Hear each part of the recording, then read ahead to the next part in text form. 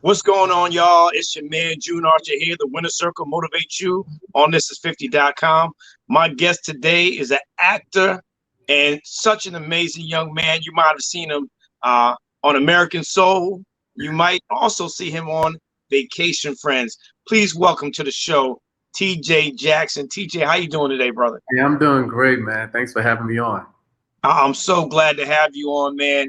I want to start by asking you, how have you been through this pandemic as things have seemed to tail it off and now numbers are starting to spike? How have you maintained your sense of motivation and inspiration throughout this time? Honestly, just gratitude. Um, Mm, None I of love my family members, none of my close friends, have had it. I haven't lost anyone, and I don't take that for granted because I know there are a lot of people that have. So gratitude has gotten me through it, and hopefully will continue to get me through it, and everyone stays safe. So gratitude. Man, how important is it? That word to me rings bells. I wake up in the morning, I say to myself, I'm just grateful, right? Yes. And that's where gratitude starts. For you, how important is it to be so conscious of your faith? And also in that question, I want to ask you, are you more spiritual or are you more religious? I actually share that sentiment when it comes to gratitude and just waking up every morning, just being grateful, because not everybody woke up to see another day. And regardless of what you believe in, the fact that you have another opportunity to believe in something is a blessing. Mm, So for me, it's just being grateful to see each and every day. I'm actually looking out in the sky, and it's just a beautiful sky, and I'm grateful for that.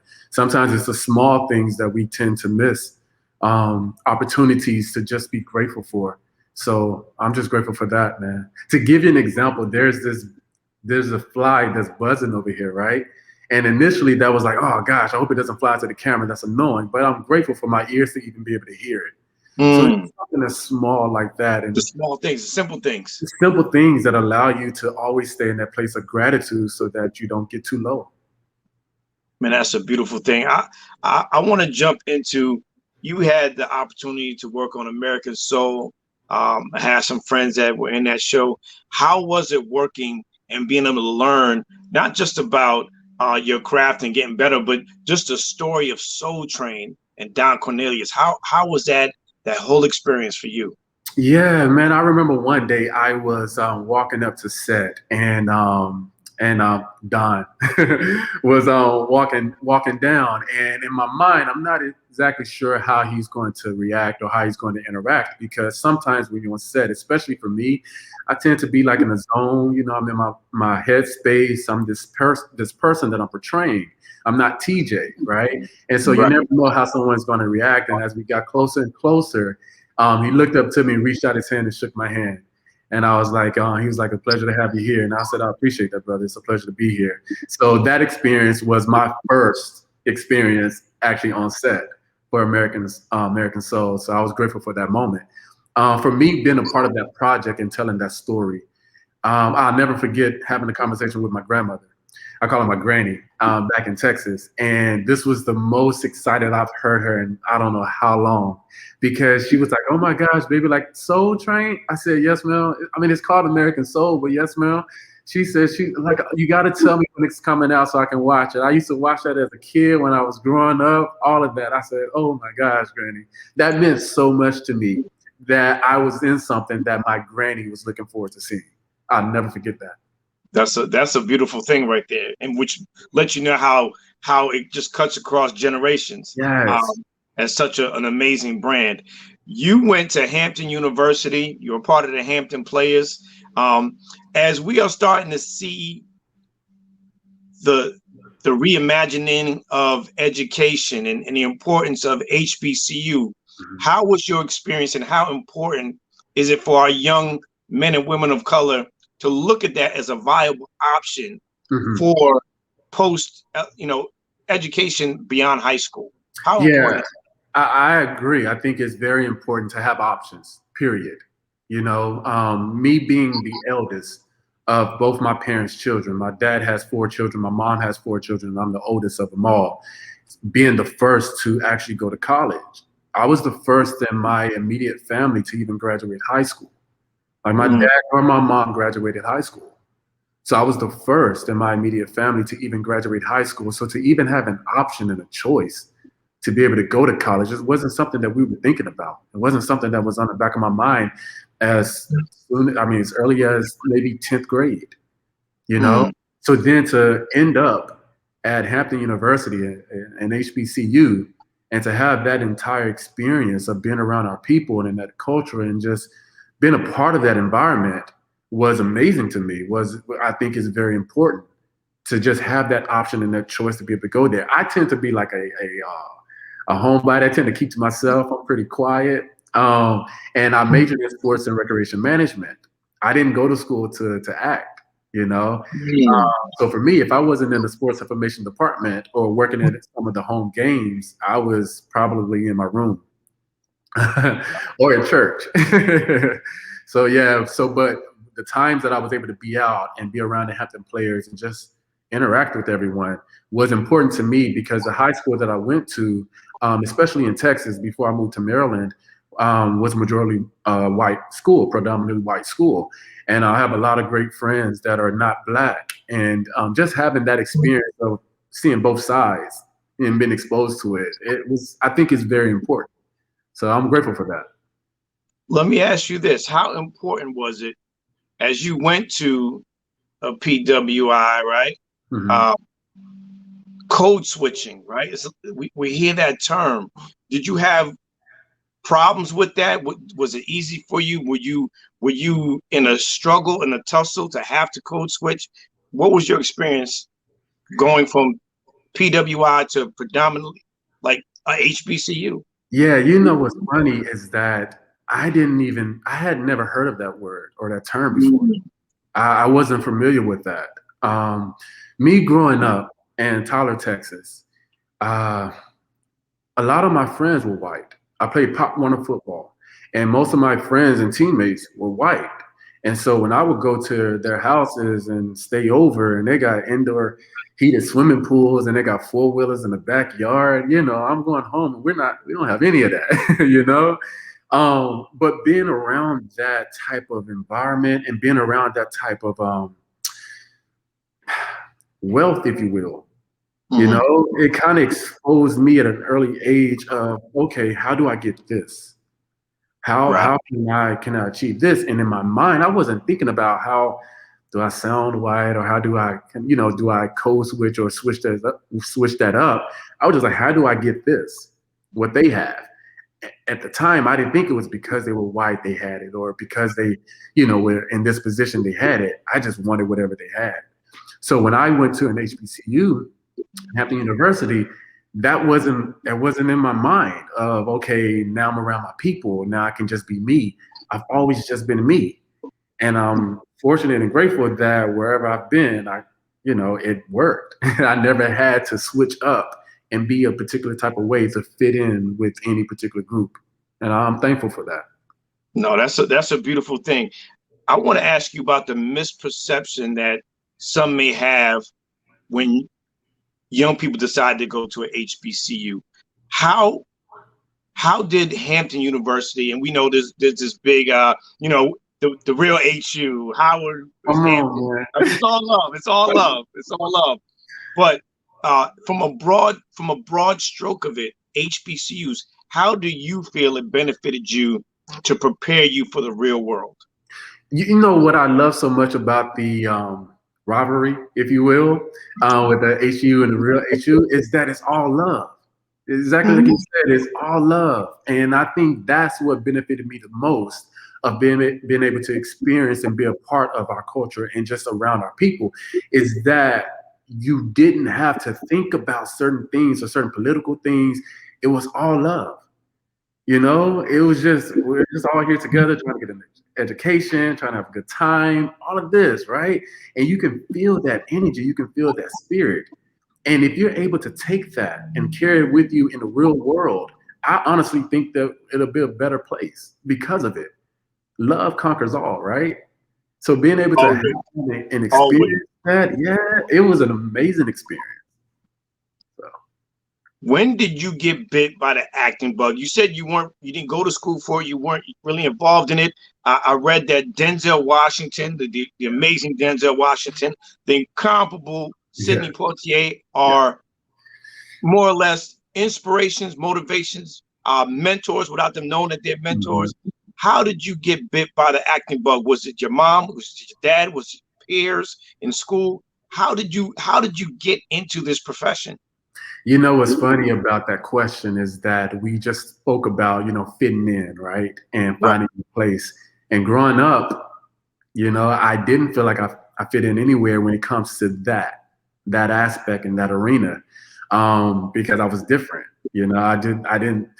My mom nor my dad, none of them were in the arts. None of them were like in music. Music was my first love. I remember as a kid, I used to have a keyboard, and I had 2 tracks on this keyboard. I used to make beats, and I had 2 tracks. So I would record 2 tracks, and I had a tape recorder. And so while I'm recording the tape recorder, I had to play the third track so I can have 3 tracks for this for this beat that I was making, right? So music was my first love, and I couldn't relate to anyone in my immediate family when it came to the arts and music and stuff like that because I didn't know where it came from. I don't know if I have a long lost relative. I particularly think because I'm a Jackson that, I'm related to the Jacksons. So maybe that's where it came from. But to answer the question, I didn't really feel like I fit in. So when I was able to go to Hampton University and be a part of the Hampton Players, I didn't honestly think I was good enough to make it into a career. I got bit with the acting bug my 12th grade year in high school. And I took a theater class simply because I thought it would be an easy A. I had senioritis and I was like, okay, you know what? I've been acting in church and stuff like that, so this would be an easy A. And I took it and I remember doing this play for our final, project, and it was from A Raisin in the Sun. Speaking of Sidney Poitier. And I remember the final scene, and I remember being down on my knees, and I remember the spotlight being on me. And after that performance, I remember the parents of other students coming up to me saying, "Oh my gosh, that was so great. That was so good. You did an amazing job." I'll never forget that because in my mind, I weren't their child, right? They didn't have to say anything to me. Right, right, For right. me, it meant a whole lot. But it was that class where I got bit by the acting bug. But I never thought I was good enough to make it into a career. I just knew it was something I loved doing. It wasn't until I moved to Atlanta, Georgia, and I was here for a year, and I came down here for my job, and I participated in my church Easter production. And afterwards, one of my sisters who went to Hampton with me came up to me, and she was like, "Is this something you want to do?" And I was like, "Yeah, yeah, I'm all excited and all of this, right?" She looked at me and she tilted her head, and she placed her finger on her chin, and she said, "I can see it." She said, "I can see it." And it was something about that moment that made me think and feel, you know what? Maybe God is giving me something in this area, right? Why not just go for it and see what happens? 7 years later, and this is what I want to do for the rest of my life. That's a beautiful thing. And fast forward, Sidney Poitier was amazing in that role, and then you had Denzel come Yes. later and do an amazing job. Um, I have to say this, man. Super proud of the journey that you've had up to this point, and now you found your friend. Your Vacation Friends is the new project that you had. How did you land that role, and how is it working with such an amazing group of people? Yeah, I'll start with that the last part of that experience that I got to learn, as you said earlier, of being around those stars and just watching how they work, watching how they interact with other people. That was a huge blessing because you won't see that on the film. You won't Right. see those things once the camera says cut and you're not, if you weren't there. So you didn't get to see how they interacted with everyone. And that was a blessing to me because it showed me that you don't have to be a jerk to be a star. You don't have to be this egotistical type of person or whatever to make it and be a big person in the industry. So I was grateful for that experience of having with them. The role itself, it was an audition that I had. And I still remember the audition. I had fun with it, and I started singing in the audition. They didn't tell me to sing, but I started singing in the audition. And afterwards, I get the call back from my agents. They send me an email saying, "Hey, it's down to you and a couple other people. They want you to send over a video of you pretending to play the piano." Now, as I said earlier, music was my first love. So I was like, okay, I know how It's to a play the layup. piano, That's right? a layup. And so I played this song that I wrote. I used to write music and write songs. And I wrote this love song for this girl that I was in love with back in Hampton University. And so I played this song and I sent it to them. And a day later, I booked the project. Oh man, congratulations! And you've been on that set. You've been on American Soul. People are going through some things past year, 2 years. Real world things happen. Life happens to people. What is the best piece of advice that you've been given that you could share with somebody that will allow them to see the light at the end of the tunnel as they're trying to pursue their dreams or trying to find their way out of nowhere? Something that might have been given to you. Maybe Granny gave you something. Maybe some of these other actors that have been along your journey has given you a gem that you could share today with those who are watching and listening. Yeah, I used to work with youth for 8 years before I moved to Georgia. And I used to always try to inspire them to dream and bigger than they've ever dreamed before. I wanted them to dream as if their nightmares were right on their tail. I wanted them to believe in themselves. I wanted them to invest in themselves. And what we mentioned earlier, the small things. Always be grateful for the little things because not everyone has what you have. And if you remain in that position of humility and gratefulness, the sky isn't the limit for you. It's just the beginning. Mm. And so that's what I would share with anyone who is listening, chasing any type of dream or vision or goal. Sky isn't the limit. It's only the beginning. So dream big. Now, I love it. What motivates you, TJ? What continuous things do you think about, or people that are in your circle, as the show is called the Winner Circle? What motivates you? Yeah, those youth. Mm. 8 years of working with those youth motivate me because they're older now and they're looking up to me. They consider me a role model.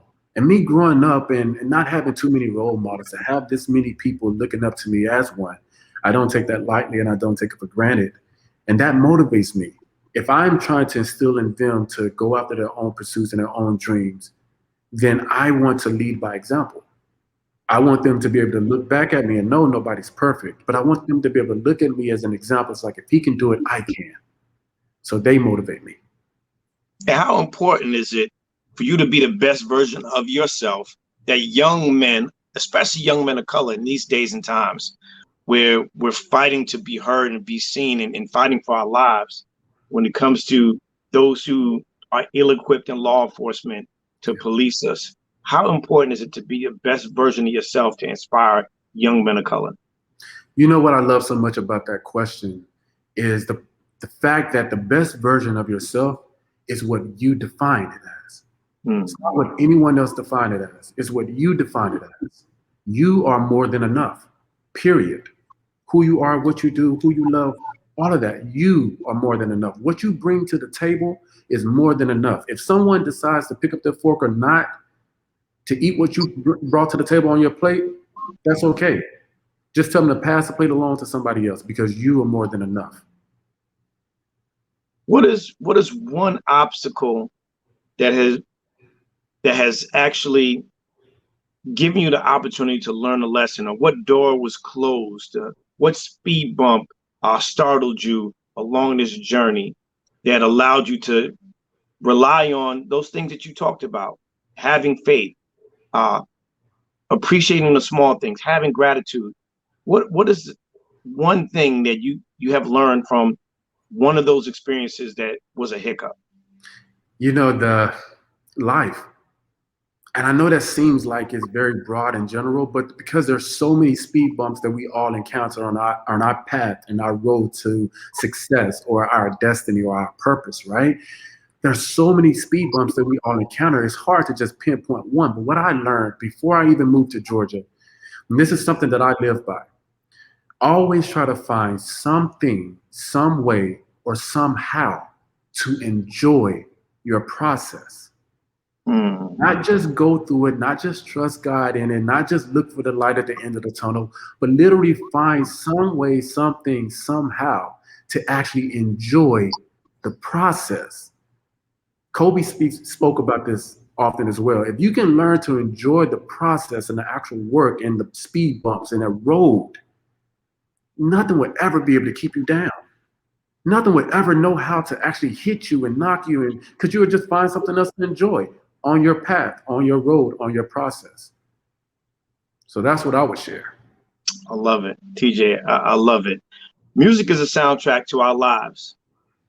What song best represents your journey up to this point, or what artist embodies your journey up to this point that you listen to, that when you want to get motivated or you're trying to get in the zone and prepare for one of your roles, that you put that song on and you put that artist on and you get locked in? What is that song? Yeah, Who is that artist? yeah. It's actually One Republic, and it's a song called and I love the message in that song. And it's like with every choice decision that I make in this life, I promise you, I swear to you, I lived. And it's something I actually saw on your Instagram feed not too long ago that you posted. I think you was doing like a freestyle thing, and you talked about living your life, you know. And what I love so much about that is that it's one thing to just exist, right, in this life that we have. It's another thing to actually live in this life. And so if you can, that song there embodies that message for me of don't just exist, live, find a way to live your life. So I lived by One Republic. Man, where can we find you? How can we follow you? And what's next from Vacation Friends to what's upcoming? Where can we find you? How can we follow you? How can we support you? Yeah, so you can find me and follow me at I am TJ Jackson. It's literally everything that I brand. I am TJ Jackson. So every social media handle, my website, everything is literally I am TJ Jackson. What's coming up next for me? I have a short project that I filmed that's looking forward to get released, I believe, towards the end of September. I play the lead in this project. It's called Honey Bun Runner. So keep a lookout for that. We have ABC's Women of the Movement that's coming up, and I'm excited to be a part of that project, telling the story of Emmett Till and his mom, Mamie Till.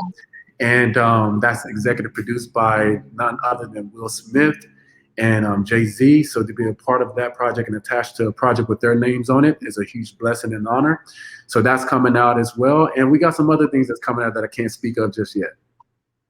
TJ, we're rooting for you, brother. We're praying for you. Continue to do what you're doing. You guys heard it from TJ. Trust the process. As you go through the process, find something, some way, somehow.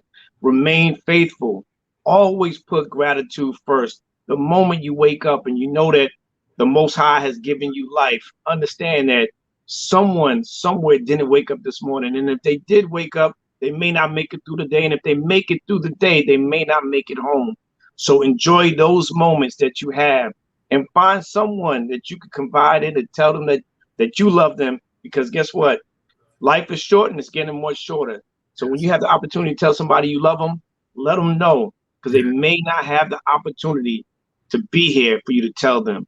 So TJ, I love you, brother. Keep doing what you're doing. We love what you're doing, brother. If we could be a help in any way, let us know. We're here to show and promote any and everything that you got. When you're ready to get back on that keyboard and you're ready to get in front of that microphone, brother, we're going to be here. So ladies and gentlemen, follow him, like him, love him. I am TJ Jackson everywhere. And I am June Archer. This is Motivate You, the Winner Circle here. This is 50.com. Thank y'all so much for tuning in. God bless y'all. Peace.